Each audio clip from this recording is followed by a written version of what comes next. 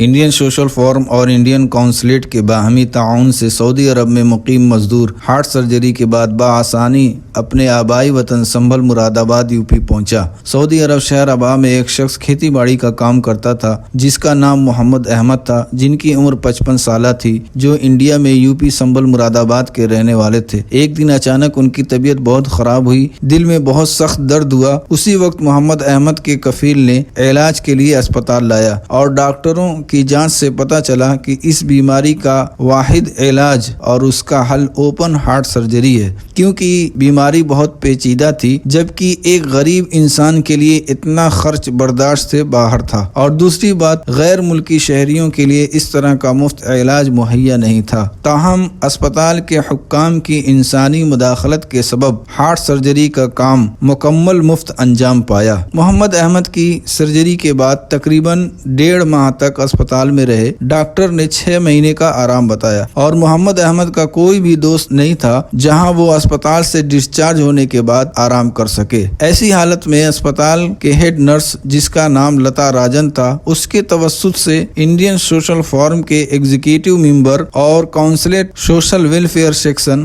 حنیفہ منجیشورم شرف الدین منارکڈا اور central committee کے صدر جناب محمد کویا چلمبرا نے اسپتال کے حکام سے گفتگو کی اور محمد احمد کی حالات معلوم کرنے کے لیے اسپتال کا دورہ کیا اور محمد احمد کے وطن واپس بھیجنے کے لیے تفصیلی گفتگو کی اور ساتھ ہی صحیح سلامت گھر واپسی کے لیے وقت مقرر کیا۔ انڈین سوشل فورم سعودی عرب کے کوآرڈینیٹر جناب اشرف موریور نے انڈین کونسلیٹ محمد نور رحمان شیخ سے اس بارے میں تبادلہ خیال کیا اور 15 جون کو جدہ سے دہلی کے لیے جانے والی پرواز میں سوار ہونے کی اجازت حاصل کی، لیکن اس دن ابہا سے کوئی پرواز نہ تھی، اس لیے 14 جون کو ہی ابہا سے جدہ لایا گیا، جہاں جدہ ایئرپورٹ پر ان کے استقبال کے لیے موجود Indian social forum northern state Jeddah welfare incharge Feroz Ahmed الہ آبادی، فیاض احمد دربھنگہ، محمد اکرم لکھنوی اور ان ممبران نے محمد احمد کی جدہ میں تمام طرح کی خدمات فراہم کی۔ اگلے دن فیاض احمد دربھنگہ اور محمد اکرم لکھنوی اور فیروز احمد الہ آبادی کے سربراہی میں اتر پردیش کے رہنے والے عامر نامی شخص کے ساتھ جدہ سے دہلی کے لیے پرواز کیا،